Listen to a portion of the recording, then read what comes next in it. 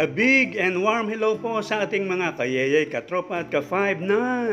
Very important, very interesting at very informative po ang topic na ating pag-uusapan. Ito po ay may kinalaman sa comprehensive guide o komprehensibong gabay paano po maging security guard sa ilalim ng Republic Act 11917. Sana po pakishare na lang ang video ito sa mga kakilala po natin na nagplaplano o nagnanais na magtrabaho bilang security guard. Pasensya po pala, nakalimutan ko kayong batiin ng masayang umaga, masayang tanghali, masayang hapon, masayang gabi, masayang hating gabi, at masayang madaling araw po sa inyong lahat. Muntik ko na rin pong makalimutan na magpakilala sa inyo. Ako po ang inyong 3-in-1, vlogger na, educator na, at yours truly, Papa Dudes, also known as Kuya Mano. Of course, wala po kayong ibang gagawin kundi stop, look, listen to learn.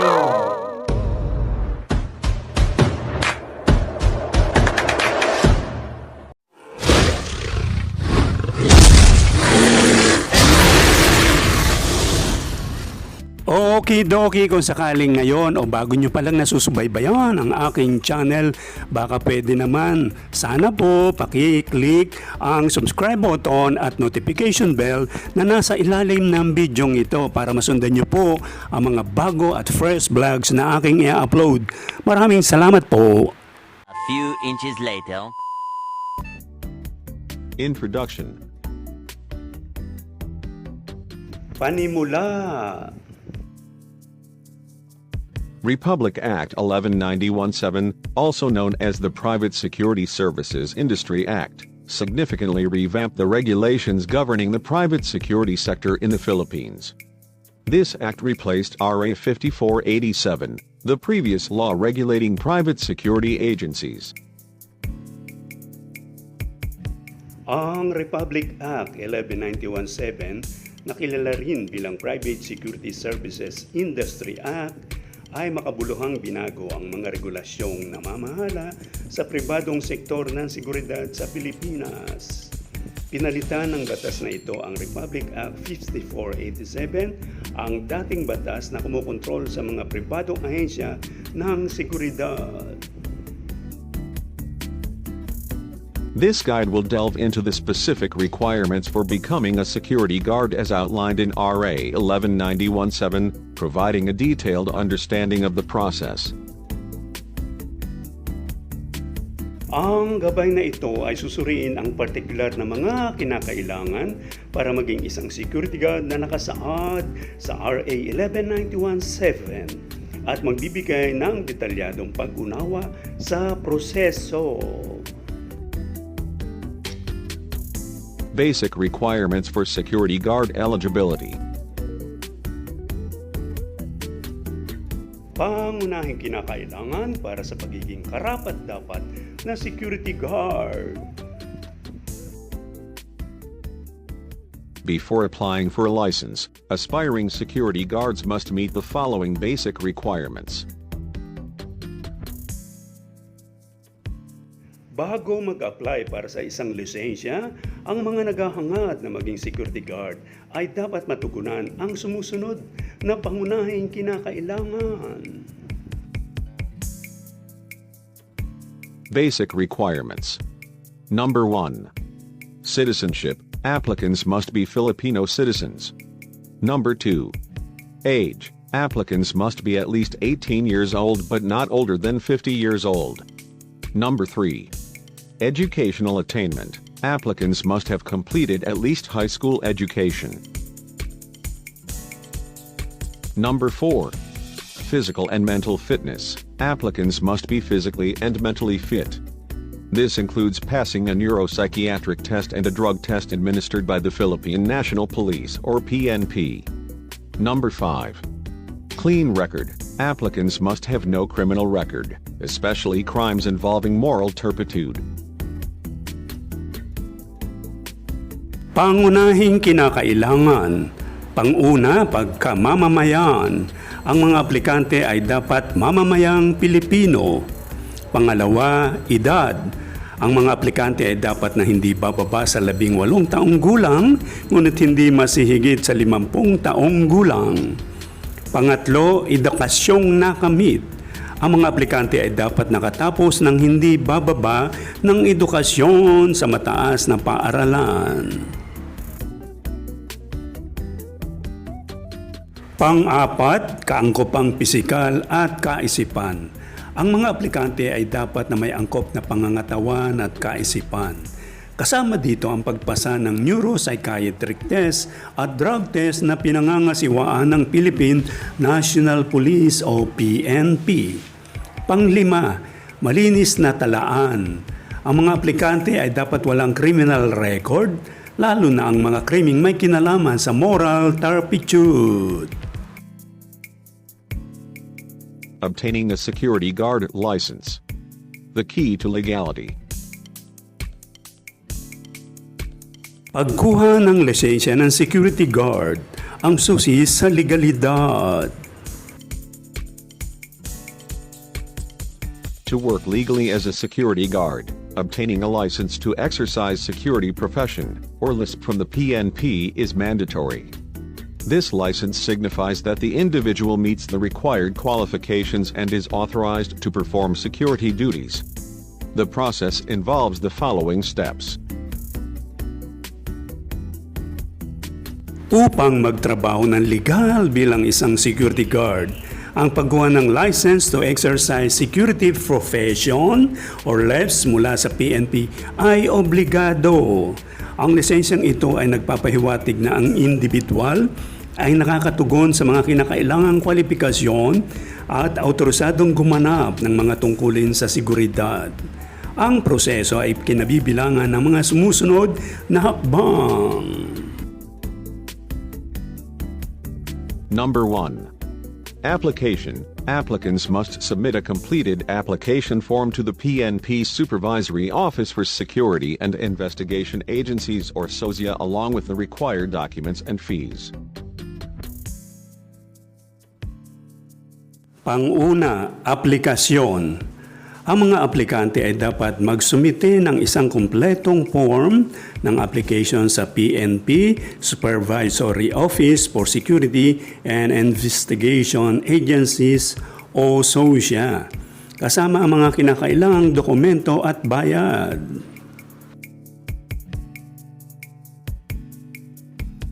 Number 2. Pre-licensing training. Applicants must undergo pre-licensing training at a PNP-accredited training center. This training is crucial for acquiring the necessary skills and knowledge for effective security work.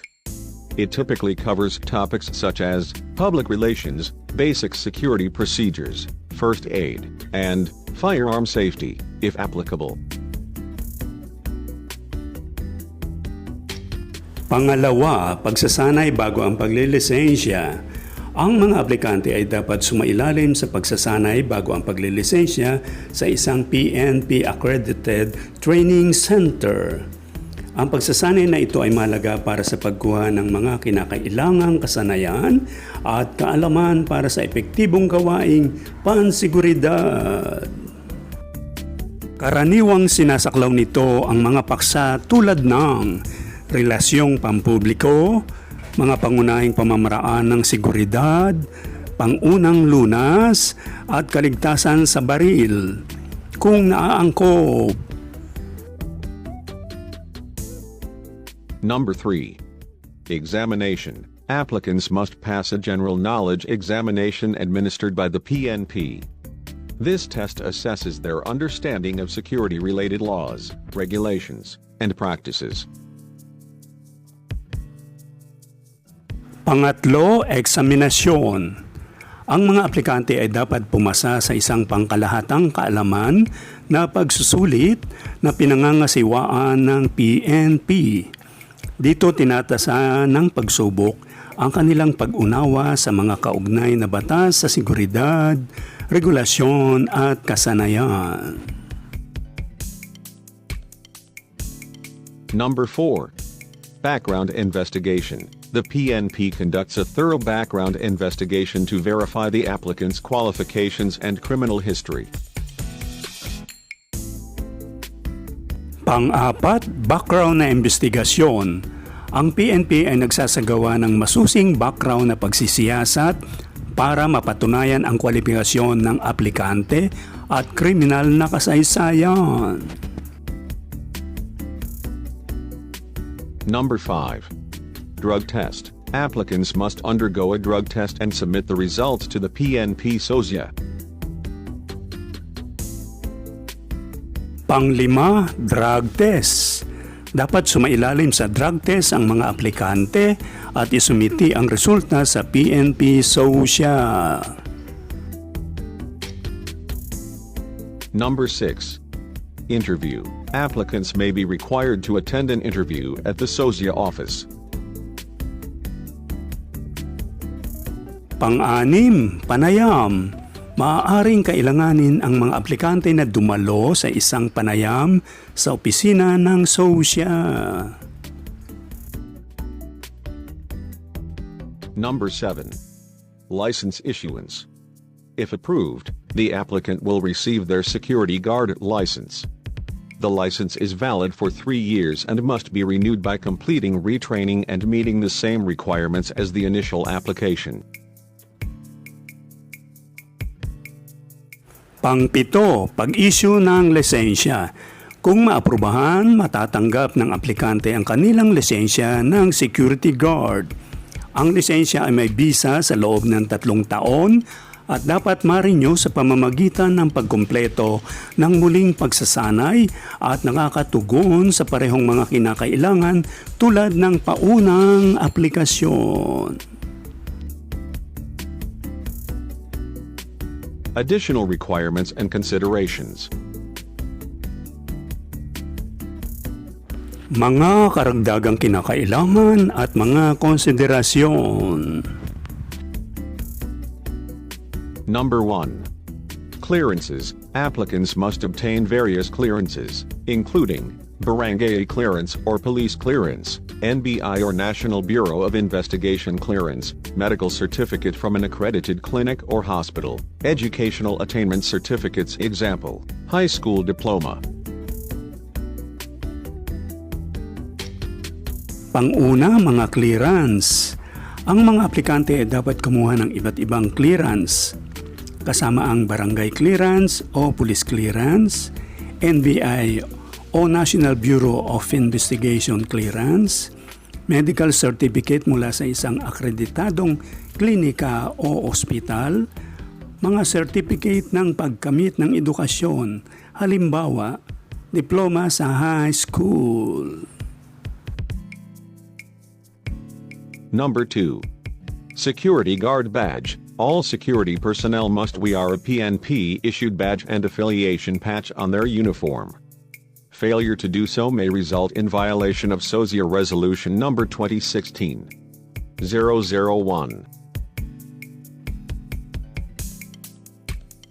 Pangalawa, security guard badge.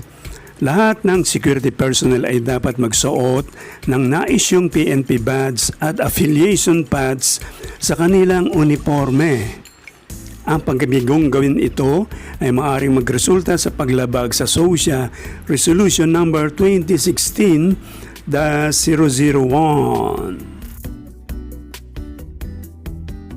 Number 3. In-service retraining. Licensed security personnel must undergo in-service retraining at least every 3 years to stay updated on the latest security practices and regulations. Pangatlo, in-service retraining. Ang mga lisensyadong tauhan ng seguridad ay dapat sumailalim sa in-service retraining kahit man lang bawat 3 taon upang manatiling updated sa pinakabagong mga kasanayan at regulasyon sa seguridad. Conclusion. A path to a secure and rewarding career. Pangwakas, isang landas tungo sa isang matatag at kapaki-pakinabang na tungkulin. Becoming a Philippine security guard requires meeting specific requirements, undergoing training, and obtaining a security license. Ang pagiging security guard ng Pilipinas ay nangangailangan ng pagtugon sa mga tiyak na kinakailangan, sumasailalim sa pagsasanay at pagkuha ng lisensya sa seguridad. While the process may seem rigorous, it leads to a stable career with potential for growth. The role of a security guard is crucial in maintaining peace and order, ensuring the safety of people and property, and preventing crime. Bagamat mukhang mahigpit ang proseso, ito ay humahantong sa isang matatag na tungkulin na may potensyal para sa paglago. Ang papel ng isang security guard ay mahalaga sa pagpapanatili ng kapayapaan at kaayusan, pagtiyak sa kaligtasan ng mga tao at ari-arian, at pag-iwas sa krimen. This comprehensive guide provides aspiring security guards with the necessary information to navigate the path to a secure and rewarding career in the Philippines. Ang komprehensibong gabay na ito ay nagbibigay sa mga naghahangad na maging security guard ng mga kinakailangang impormasyon upang marating ang landas patungo sa isang matatag at kapaki-pakinabang na tungkulin sa Pilipinas. Eventually, Hello, mission accomplished. Dito na po nagtatapos ang ating talakayan at diskusyon na napag-usapan. At sana po meron kayong dagdag kaalaman na nakuha sa araling ito. Kaya abangan po ninyo ang mga bago at mahalagang vlogs na aking gagawin. Hanggang sa muli, ingat po kayong lahat. Thank you for watching. Okay.